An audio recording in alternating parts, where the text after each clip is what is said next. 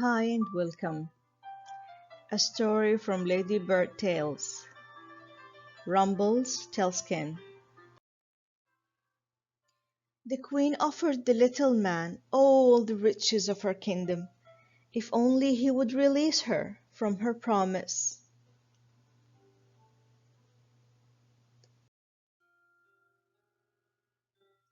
The little man refused them all. "A human child would be dearer to me than all the riches of your kingdom," he said to the queen. At these words, the queen wept so bitterly that the tiny man took pity on her. "I will give you 3 days," he said, "and if in that time you can guess my name, you shall keep your child." That night, the queen lay awake, trying to remember every name she had ever heard. In the morning, the queen sent for a messenger. She told him to ride all over the country, collecting all the boys' names he could find.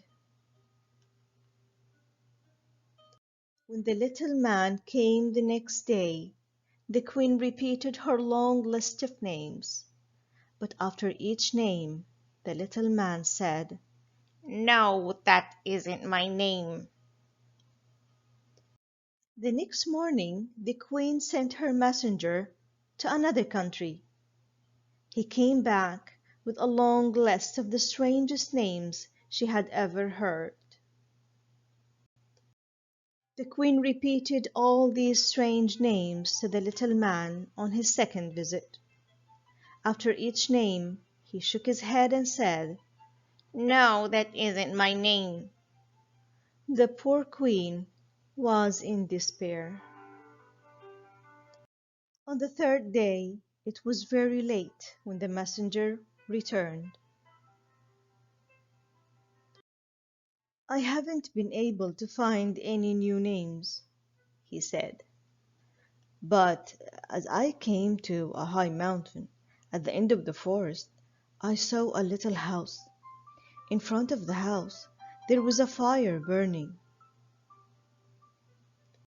The strangest little man was hopping and jumping around the fire," went on the messenger, "and this is what he was singing: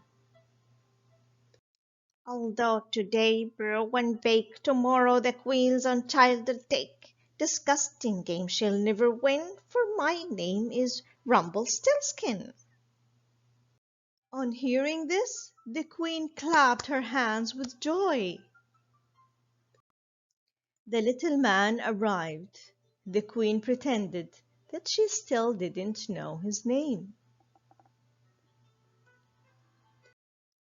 Is your name Twinkletoes?"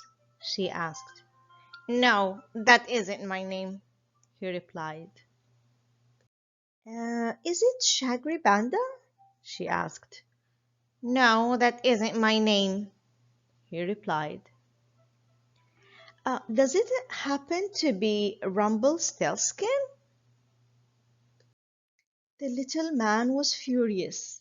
"A witch has told you! A witch has told you!" he shrieked as he stamped his feet in anger. He stamped so hard that his right leg went through the floor. At that his anger increased.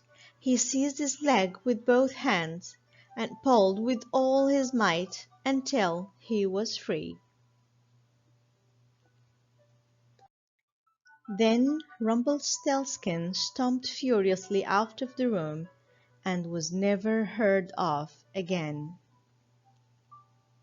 The king, queen, and the child lived in happiness and peace from then on.